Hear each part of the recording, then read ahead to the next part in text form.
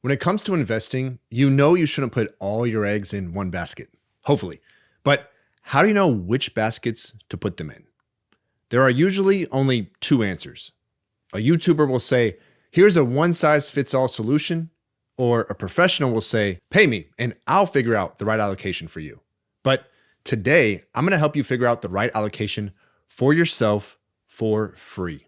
My business partner and I actually used to help portfolio managers at Merrill Lynch and Morgan Stanley build portfolios for their clients. So there's no one better to teach you how to do it. Throughout this video, I'm going to cover the two main components that determine the right asset allocation, the roles that each main asset class plays in a portfolio, how to run scenario analysis to compare the risk and reward of different combinations, and a simple mental trick to help you stick to your plan. And also invest for multiple objectives at once. By the end of this video, you will know exactly how to determine the right mix of stocks and bonds, US and international, and other asset classes based on your specific situation. Let's start by establishing a baseline. To create this chart, I took the average allocation of the 7 top-rated target date retirement series by Morningstar, all the ones that are gold rated as of March 31st, 2024. A target date series is a combination of funds that adjust over time to get more conservative as you get closer to retirement. I chose seemingly random ages because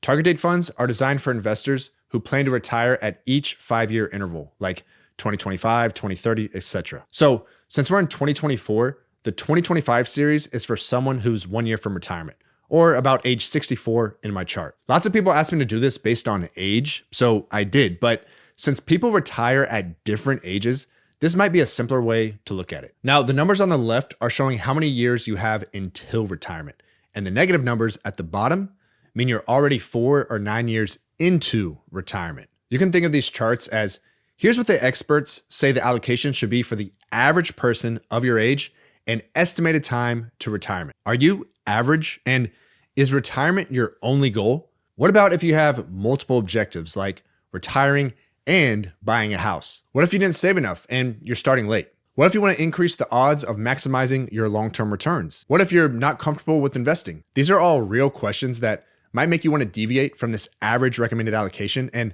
I'm going to teach you how to incorporate things like that into your asset allocation throughout the rest of this video. Let's start with the basics and work our way up from there. At a high level, coming up with an asset allocation has two components. First, there are parts that can be plugged into a formula, so to speak, like you have X years until retirement, these are the expected returns on each asset class, etc., etc. We'll spend plenty of time on these things, but people aren't computers, so these are not the only things to consider. The other component is mental or emotional. If you're really uncomfortable with risk, you should take less of it, even if mathematically it makes sense for you to take more. Because all the models of what you should buy are based on long-term average expected returns. But if the long-term average return is 10% per year, that doesn't mean the stock market goes up 10% every year. Actually, the last time the S&P 500 returned anything close to 10% was in 2016.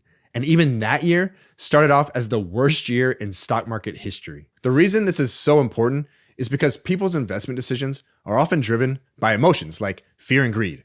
And selling when your investments are down is the #1 mistake investors make. It's easy to build a plan that works in theory, but if you don't stick to it, it's a lot less likely to work in reality. The people at Dalbar actually quantify this to show you the impact, and it's much bigger than you think. This chart is a few years old, but every year it shows a similar pattern. Over the 20-year period from 2001 to 2020, the S&P 500 was up 7.5% per year, and the main bond index was up 4.8% per year. But the average investor only made 2.9% per year. You know why? Because of bad timing. So, an important question for every investor to ask themselves is, realistically, if my portfolio went down 10% in a month, or what if it went down 30% in a year? What would I do? Try to really envision yourself in that situation. Remember, all the headlines will be negative, and it will seem like the world is going to come crashing down. It always feels worst at the bottom. So, would you sell? If so, you should take less risk. The trick is to build a portfolio that satisfies both components. You want it to be expected to work out if you stick to the plan, and you want to be able to stick to the plan through good times and bad times. I'm going to show you exactly how to do both of these things in a couple minutes, but first, let's briefly cover the 3 roles of the 3 main asset classes we're talking about today, and some others that you might want to consider. The three main areas of most people's investment portfolios will be US stocks, international stocks, and bonds. Stocks are there mainly for long-term upside potential, which is much higher for stocks than bonds. International stocks are there for diversification since sometimes US stocks do better and other times international stocks do better. Including a combination of both can help smooth out returns without giving up any long-term expected gains. Bonds are in a portfolio for downside protection and sometimes for income. Then there are other, more niche areas. Feel free to skip ahead about 2 minutes to the next chapter if you're not interested in my quick thoughts on incorporating emerging markets, small caps, Bitcoin, real estate, commodities, or gold. Emerging market stocks include companies in less developed countries like China, India, Brazil, etc. Small cap stocks refer to small companies.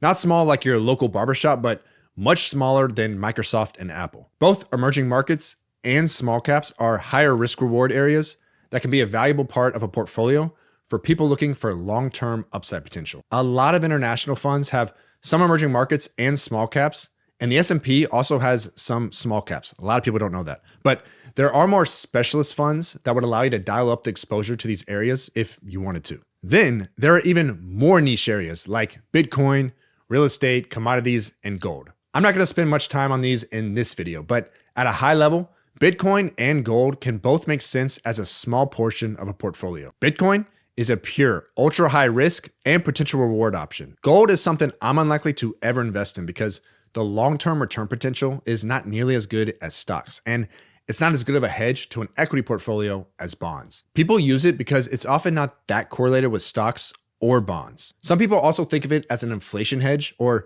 protection against a weakening dollar, but you can shoot some pretty big holes in all of those theses. Real estate is an amazing investment, but I prefer to invest in it directly because the main tool for building wealth in real estate is leverage. You can buy a $500,000 house for only a $100,000 down payment. If the home value earns a 10% return and goes up to $550,000, you actually made a 50% return because you made $50,000 on your $100,000 investment. Your mortgage interest is also tax deductible, at least up to a certain point. These are advantages you just don't get when you buy a REIT, a real estate investment trust. So I think real estate is one of the best investments you can ever make, but I'm not as much of a fan of it in this context. You can dial up your exposure to commodities as a speculative play, but you're already getting commodities exposure through energy and mining companies in most broad equity funds, so I don't think you need to put them in there separately. Okay, now I think you're ready to move on to the more advanced stuff. Here's a step-by-step guide to determining the right asset allocation for you. Each step will be an asset allocation decision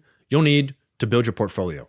Stocks versus bonds, US versus non-US, etc. Now, to bring some of the things I've been talking about to life and make these decisions easier, I'm going to take you through some scenario analysis using portfoliovisualizer.com. I'll share screenshots of portfolios I've built along the way, and after the video, you can go there and plug in any investments you're considering. It's totally free, and no, they're not sponsoring this video. We're going to start by clicking on the Backtest Portfolio tool on the bottom left. This lets you compare how different portfolios have performed in different environments. The first part of determining your asset allocation is getting the stock bond mix right. You can certainly start with the mix I showed in the beginning as your baseline, but here's the first place I would personally deviate from that. 100% stocks has the most upside potential, and that's the main thing that matters when saving for retirement. So as long as you're comfortable with the risk, if you have a 15+ year time horizon, I believe that you should strongly consider being in 100% stocks. Even a 5% position in bonds through your 20s, 30s, and 40s can really hinder your long-term results. Remember, stocks are for upside and bonds are for reducing volatility. But everyone is different, so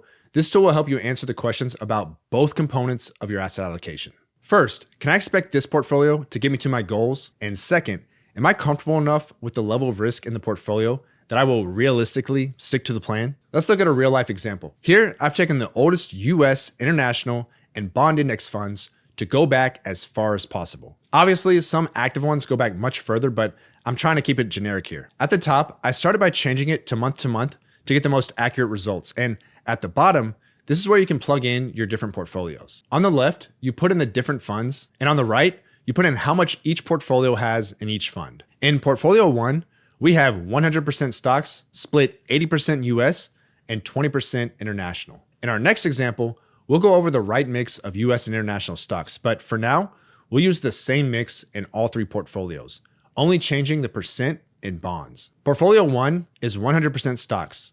Portfolio 2 is 75% stocks, 25% bonds, and portfolio 3 is 50-50. Once you've got your funds and your percentages picked, you click Analyze Portfolios at the bottom. Scroll down and head over to the Rolling Returns tab. Rolling Returns are probably the most underrated tool in investing. So many people look back at the last couple years and think that's a good predictor of what will happen in the future.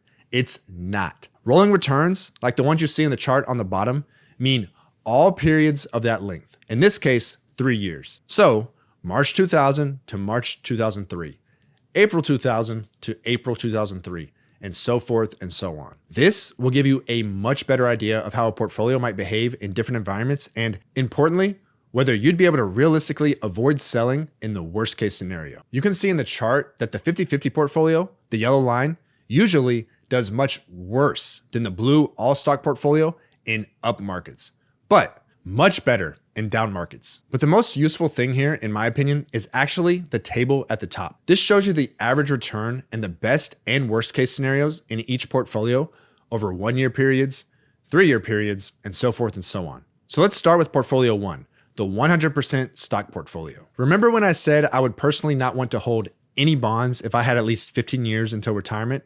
Well, here's why. The absolute worst return you would have gotten over any 15-year period since 1996 is a positive 3.65% return. Sure, that's not great, but you were still up. Next, let's compare the worst returns of each portfolio over the different time frames. Here's where you can answer the question, if my portfolio went down 45% in a year, would I be able to stay invested? If so, you can probably be okay in 100% stocks. If not, you should really think about taking a lower risk approach, even if you're younger. Let's move to the right. How about if you were down 34%?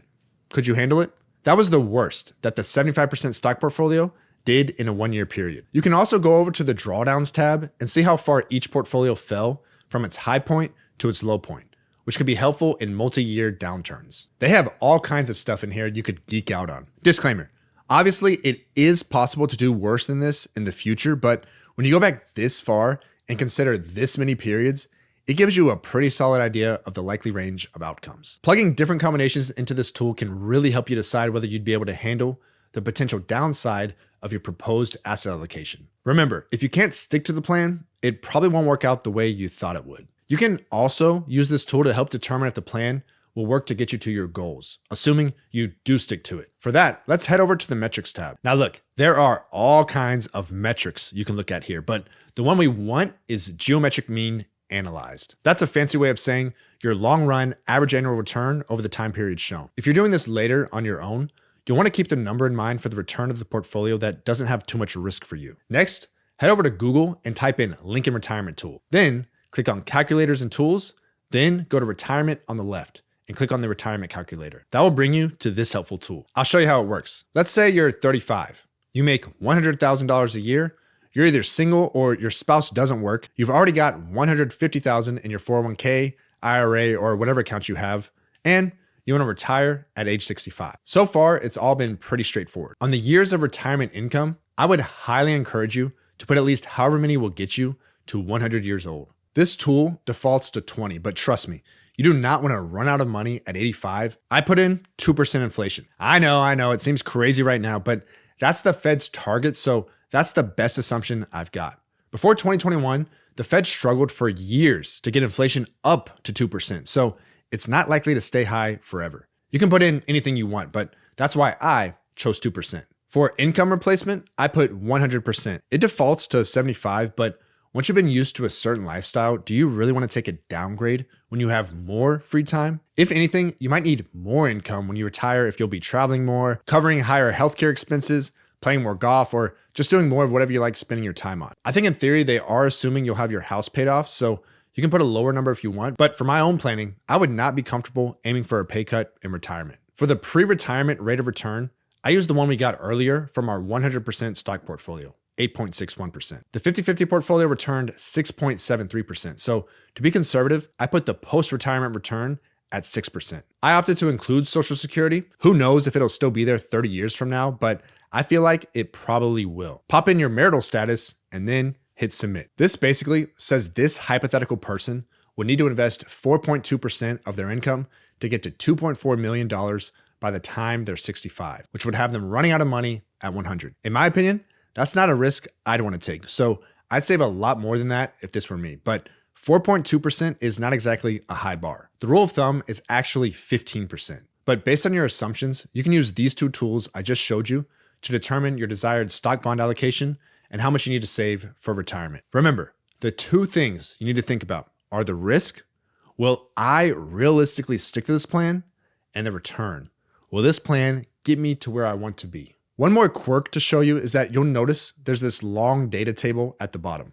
And on the left, you can see that the only thing inflation is used for is determining your average salary increases. Well, if you're 35 and you might get some promotions and move up in your career, your salary will probably increase faster than inflation. So you might want to adjust that number upwards, even if you think it's an unrealistic estimate of actual inflation. You can also use the portfolio visualizer tool to see how much international, emerging markets, small caps, or anything else you might want to include. Here in Portfolio 1, I've got a 100% US portfolio. In Portfolio 2, it's 50-50 US and international. And in Portfolio 3, it's 50% US, 30% international, and 20% emerging markets. Looking at 5-year rolling returns, you can see why most people today think there's no point in investing internationally. Look at the blue line of the US only portfolio over the last 10 to 15 years.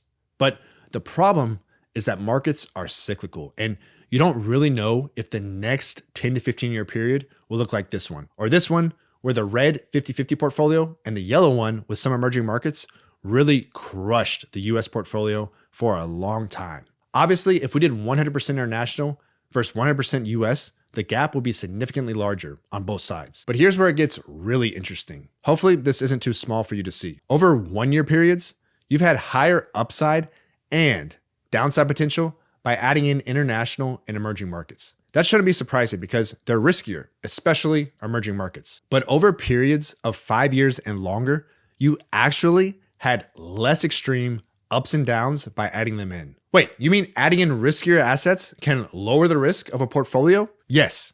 Obviously, not as easily as adding in lower risk assets, but correlation is really important. It doesn't have to be 50-50, but having something in there that zigs when the other thing zags, aka diversification, can help you reduce the risk of getting caught on the wrong side of a big bet. The US only portfolio had a 10-year period where it was down 3.5% per year for 10 years. That's down over 30% cumulatively versus basically flat in the portfolio with international and emerging markets, including a portion of international, even if it's only 10 or 20%, is not about increasing returns. It may do that, but it's really about adding diversification to reduce risk. How are we doing so far? You still with me? All right, let's move on to the final chapter, the boss level. So in this section, I'm going to share with you a really cool mental trick to help you invest for multiple objectives at once and stick to your plan. This trick is called mental accounting. If you Google it, it won't sound like a trick. It'll sound like a mistake, and it can be if you're a robot.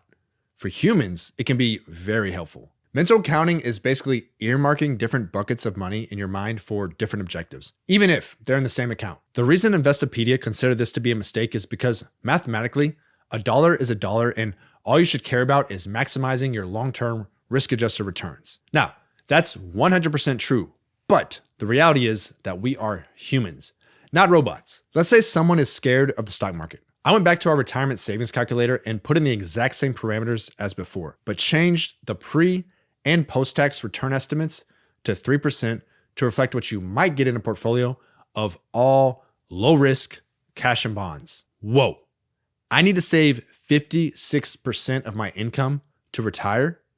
Translation, this plan will not work. But I'm scared of the stock market, so what do? Here's where mental accounting can help. You can start by saying, okay, how much money do I really need to feel safe? 3 months of expenses in case you lose your job, or maybe 6 months of expenses. What's the realistic worst case scenario? Then put aside enough money for that in ultra safe savings, money markets or whatever. Then it'll be mentally easier to invest the rest of your money in the stock market because you know you won't need it in an emergency. It helps you feel more comfortable sticking to the plan when your stock investments go down because you won't need that money for the next 20 or 30 years until you retire. Now, Could that lead you to make less than perfect portfolio allocation decisions because you're not factoring the correlations of every asset you own? Yes, technically, but in the real world with real people, finding a plan that will work and sticking to it is a lot more important than engineering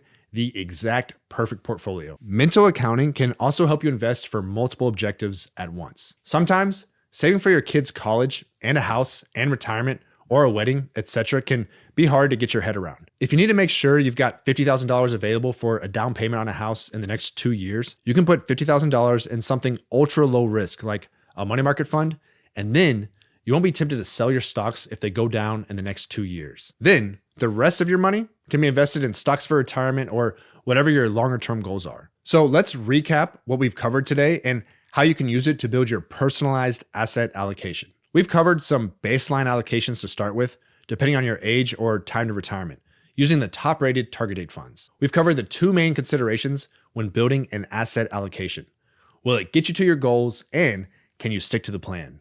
I showed you how to figure out if it'll get you to your goal with the retirement calculator, and how to figure out if you'll realistically be able to stick to the plan by using the portfolio visualizer. I also showed you how you can use that tool to stress test different fund combinations and come up with your ideal stock versus bond allocation, US versus non-US allocation, and anything else you might want to add in, like emerging markets or small caps. And last but not least, I introduced you to the concept of mental accounting, so you can incorporate these tools to accomplish multiple objectives. If you think about all the big things you'll need money for, emergency savings, kids' college, house, vacation, wedding, retirement, buying a race car, whatever, it's about you. And you can repeat the process above for each of your objectives individually to help determine how you want to allocate your money for each one. Stick the pieces together and there you go. Your personalized asset allocation, just like a financial advisor would do it. By the way, if this is your first time here, I'm Kyle. I used to work in the industry. I left to travel the world. I actually have a travel channel. Bet you didn't know that. But I run this channel with a business partner who is currently still in the industry. If you want to continue the investment conversation and talk more with us, check out the link below to our free Discord. And let me say thanks for watching, and I'll see you in the next video.